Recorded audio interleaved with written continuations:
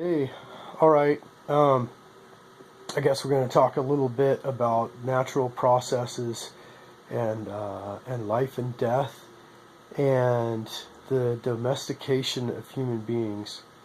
So, um, life and death and the fight for life, that life and death struggle that all species have, um, that's a part of life. That's how things live. So there's a lot of things in natural systems that people need to really understand, and that's one of them. We need to understand that this life and death struggle, without that, there's no life. And we can't say, oh, that's too hard, or I don't like that. If you say you don't like the life and death struggle, that means you don't like life. That's saying I don't like life. I mean, that's like the key to everything's well-being, the key to everything's existence. So um, there's just so much that hinges on our basic understanding of how species evolve and how life works on this planet, that we have to be intelligent enough to actually grasp that and understand. Just like anything else, this is like, you know, seventh grade science. This is wildlife biology 101, how these things work. We need to apply it to ourselves. We have to. Um, so, why are we so off track? Because we're bad off track. One thing, I think it's the domestication of our species, or the colonization of our species. And our species has systems that are not founded in the overall well-being of sustainability of the planet. Or take the U.S. governmental system, which most people think that that's how we're run. But it can't be, because it doesn't have a foundation in natural sustainability. It can't. It doesn't work. And people say, oh, well, this president this and this president that. That doesn't really matter. It's not a sustainable system.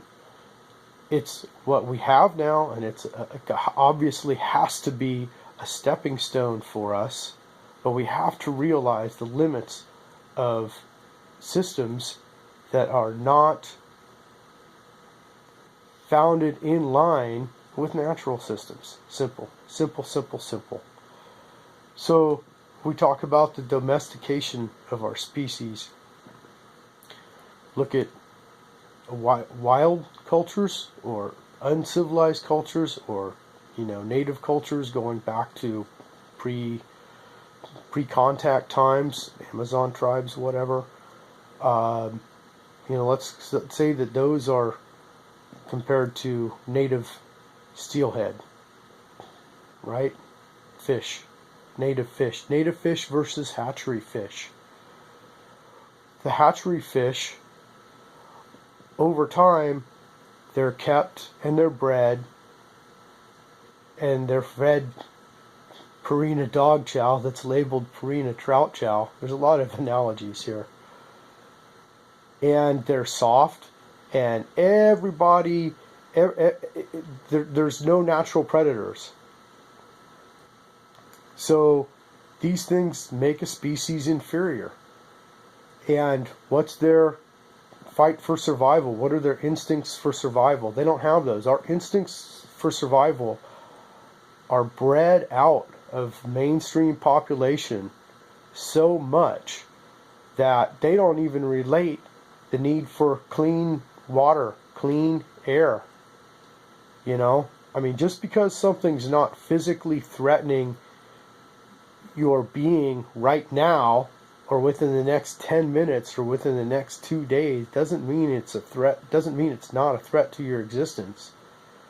Anything that threatens the foundation to our species' existence is a threat to is a direct threat to us, and should be viewed as such in a life and death manner. A lot of people don't know even how to deal with life and death. Fortunately, You know, some people being outside, being outdoors, having dangerous jobs, you might understand life or death. But that life or death, that level is what everything exists on. And we're supposed to work on that high energy output.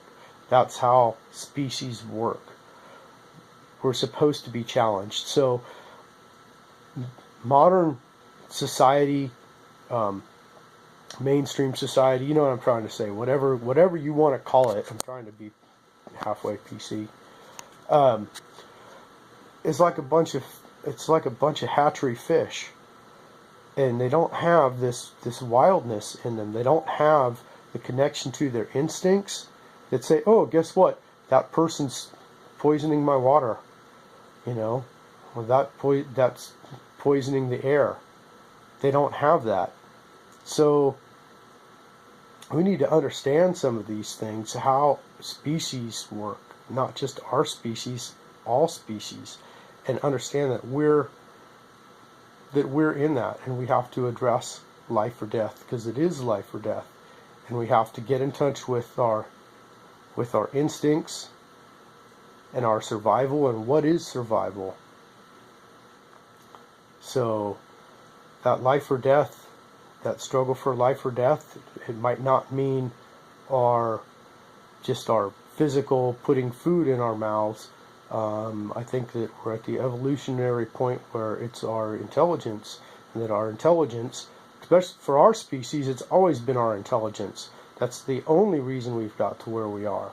So now let's use our intelligence and understand things on a wildlife biology 101 level. Hatchery fish, not hatchery fish. We need to be wild fish. We need to start thinking about wild fish. We need to think as wild animals, and our instincts, and to be sharp and to be sustainable. Nature doesn't have a B, C, or D grade. Nature has a A and an F. And an F is we failed. As far as species goes, who cares? The problem is we're going to leave a big mess. And I think there's implications there. If there's not, we should be compassionate enough to pretend that there are, and act accordingly, and act like mature, responsible people that have the capacity to make good decisions. So that's kind of my thing here. People just need to really get to the basics and understand some really, really, really basic stuff. And this is the foundation of all life, is the fight for survival. We have the fight for survival. That fight for survival is always going to be there. Just because there's no grizzly bear chasing after us right now, there's still a fight for survival. Because we need to operate on this. Maybe it's spiritual, maybe it's mental, emotional. Just because it's not physical doesn't mean that fight for survival left. We're all part of nature. We can't just eliminate things like that and think, oh, it's okay. Look at us. We didn't evolve to this point to melt away on the couch. We have to understand how things work and have to keep those components alive. We have to keep that information alive and keep those components alive.